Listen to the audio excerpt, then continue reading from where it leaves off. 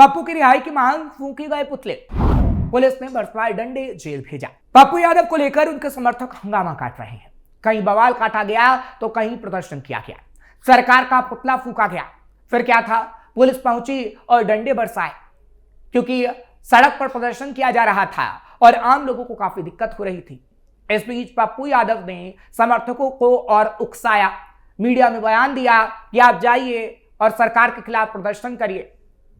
अगर वो निर्दोष हैं और बार बार खुद को निर्दोष कह रहे हैं तो आखिर क्यों उन्होंने समर्थकों से अपील नहीं की कि आप शांतिपूर्वक प्रदर्शन करिए और जनता को कोई परेशानी मत दीजिए। नमस्कार, कैपिटल टीवी का खास शो विभाग सवाल देख रहे हैं आप। मैं हूं आपके साथ हर्ष भारद्वाज। पूर्णिया के सांसद पप्पू यादव की पटना पुलिस द्वारा की गई गिरफ्तारी के विरोध में लगातार प्रदर्शन किया गया और पप्पू के समर्थकों ने बवाल काटा, जिसके बाद कई सवाल उठ रहे हैं। पप्पू यादव के समर्थक क्यों बवाल काट रहे हैं? पप्पू निर्दोष हैं तो कोर्ट के फैसले का इंतजार क्यों नहीं किया गया? साजिश के तहत फंसाने का आरोप कितना सही? पप्पू यादव पर कब तक होती रहेगी राजनीति? पप्पू यादव से कांग्रेस को कितना फायदा होगा? पूर्णिया के सांसद पप्पू यादव की पटना पुलिस द्वारा की गई गिरफ्तारी के विरोध में युवा शक्ति कार्यकर्ताओं ने लगातार प्रदर्शन किया। जिलाध्यक्ष मनीष यादव के नेतृत्व में दर्जनों कार्यकर्ताओं ने थरथरी बाजार में मुख्यमंत्री नीतीश कुमार और उप मुख्यमंत्री सम्राट चौधरी का पुतला फूंका। कोर्ट का फैसला आने से पहले यह तस्वीर खासतौर पर देखने को मिली। इस दौरान कार्यकर्ताओं ने सरकार के खिलाफ नारेबाजी की, मुर्दाबाद के नारे भी लगाए। सरकार पर साजिश के तहत फंसाने का आरोप। दरअसल युवा शक्ति के जिला अध्यक्ष मनीष यादव ने आरोप लगाया कि जब भी पप्पू यादव बिहार में गरीबों और जरूरतमंदों की आवाज उठाते हैं, उन्हें साजिश के तहत फंसाकर उनकी आवाज दबाने की कोशिश कर दी जाती है। उन्होंने कहा कि कोरोना काल के दौरान पप्पू यादव ने गरीबों के लिए एम्बुलेंस, भोजन और ऑक्सीजन की व्यवस्था की थी और अस्पतालों में लोगों की मदद की थी। उस समय भी सरकार की कथित नाकामी उजागर होने पर उन्हें साजिश के तहत जेल भेज दिया गया था। मनीष यादव यही नहीं रुके। मनीष यादव ने यह भी आरोप लगाया कि हाल ही में नीट की एक छात्रा को न्याय दिलाने के मुद्दे पर पप्पू यादव ने सदन से लेकर जहानाबाद की सड़कों तक प्रदर्शन किया था। उन्होंने दावा किया कि छात्रा की आवाज बुलंद करने के कारण ही उन्हें फिर से निशाना बनाया गया। पटना में कांग्रेस का जोरदार प्रदर्शन, वहीं दूसरी तरफ कांग्रेस के कार्यकर्ता भी प्रदर्शन करते नजर आए। सांसद पप्पू यादव को लेकर पटना स्थित सदाकत आश्रम में लगातार प्रदर्शन होता रहा। कांग्रेस नेताओं और कार्यकर्ताओं ने राज्य सरकार के खिलाफ नारेबाजी करते हुए इसे राजनीतिक साजिश करार दिया। प्रदर्शन के दौरान कार्यकर्ताओं ने सरकार का पुतला भी फूंका। आरोप लगाया कि विपक्ष की आवाज दबाने के लिए सत्ता पक्ष दमनात्मक कार्रवाई कर रहा है, यानी आवाज को दबाने की कोशिश कर रहा है। कांग्रेस नेताओं ने कहा कि पप्पू यादव की गिरफ्तारी लोकतांत्रिक मूल्यों पर हमला है और पार्टी इसका लगातार विरोध करेगी। इस दौरान नेताओं का कहना है कि पप्पू यादव को इंसाफ मांगने और सच बोलने का खामियाजा भुगतना पड़ रहा है। ये सरकार सच बोलने वालों और इंसाफ मांगने वालों को डराती है, धमकाती है, चुप करने का प्रयास कराती है। चुनाव से पहले यही सरकार बड़े बड़े वादे करती थी।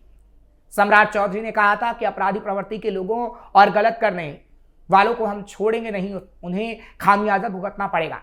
लेकिन बिहार में तो अपराधी और पैर पसार रहे हैं, जिन्हें सख्त से सख्त सजा मिल ही नहीं रही। सरकार गलत करने वालों को बचा रही है, सही करने वालों को जेल में डाल रही है। नीट छात्रा के साथ जिस तरह से उसकी हत्या की गई, अपराधी के खिलाफ सरकार आज तक समुचित कार्रवाई नहीं कर पाई। पप्पू यादव के समर्थन में राहुल और प्रियंका। इतना ही नहीं, हमने पिछले दिनों भी देखा था कि पप्पू यादव की गिरफ्तारी के बाद कैसे राहुल गांधी और प्रियंका गांधी उनके समर्थन में आ गए थे। प्रियंका गांधी ने सोशल मीडिया पोस्ट में कहा था कि पप्पू यादव की गिरफ्तारी गलत है। कांग्रेस कार्यकर्ताओं की तरफ से आरोप लगाया गया कि जब तक कोई जनप्रतिनिधि महिलाओं के खिलाफ अपराध और प्रशासनिक लापरवाही पर सवाल उठाता है तो उसे दबाने की कोशिश करती है सरकार। सवाल यह है कि विपक्ष एक आरोपी के लिए क्यों इतना हमदर्द बना है, क्योंकि पहले तो पप्पू यादव को मंच पर नहीं आने दिया जाता, फिर कांग्रेस दफ्तर से बाहर ही ठहरा दिया जाता है।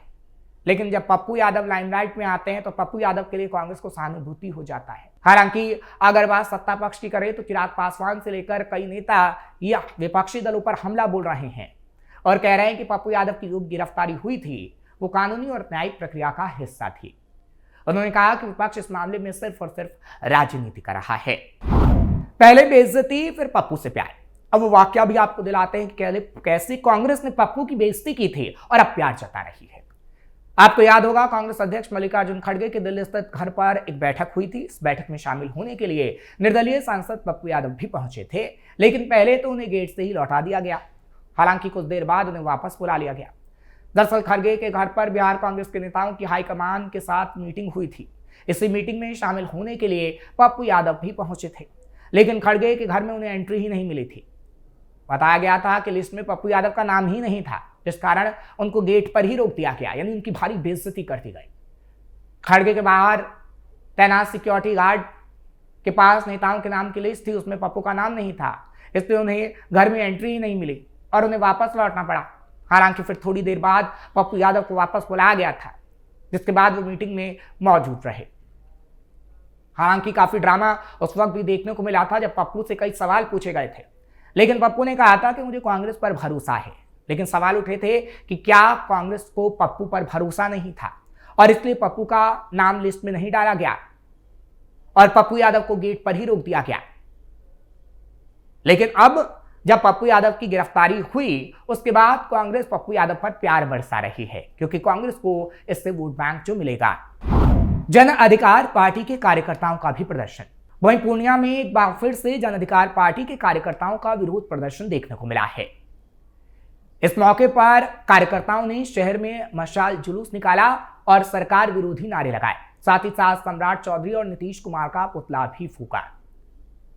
जिलाध्यक्ष की तरफ से कहा गया है कि लगातार विपक्ष की आवाज दबाई जाती है और पप्पू यादव की जो गिरफ्तारी हुई है वो इसी संदर्भ में हुई है और लगातार एक हफ्ते हम ऐसे ही प्रदर्शन करेंगे।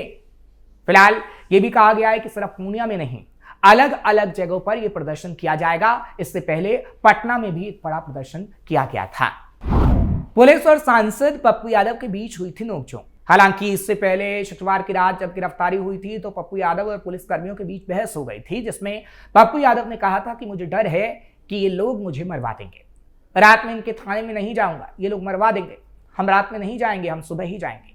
आपके पास कोर्ट का कोई ऑर्डर नहीं है, यानी पुलिस वाले को वो कह रहे थे कि हम लोग कोर्ट जाएंगे इसके खिलाफ, हमें कोई दिक्कत नहीं, हम आपके साथ नहीं जाएंगे। जिसके बाद उनको बेऊर जेल में रखा गया और फिर कोर्ट में सुनवाई हुई।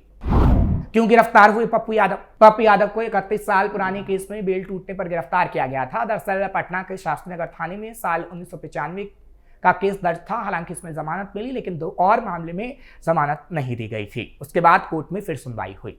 हालांकि जो 95 का केस था विनोद बिहारी लाल ने दर्ज कराया था।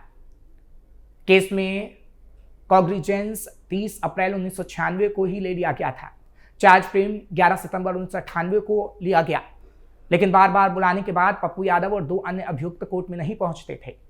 आरोप था कि पप्पू यादव 1994 में जब पहली बार सांसद बने थे तब इन्होंने पटना में ऑफिस बनाने के लिए एक मकान किराए पर लिया, रहने के नाम पर, और उसमें ऑफिस बना लिया। मकान मालिक का आरोप था कि रोज सैकड़ों लोगों के आने जाने से वो परेशान थे। उन्होंने खाली करने को कहा, लेकिन मकान खाली नहीं किया गया, तो मकान मालिक ने केस दर्ज करा दिया।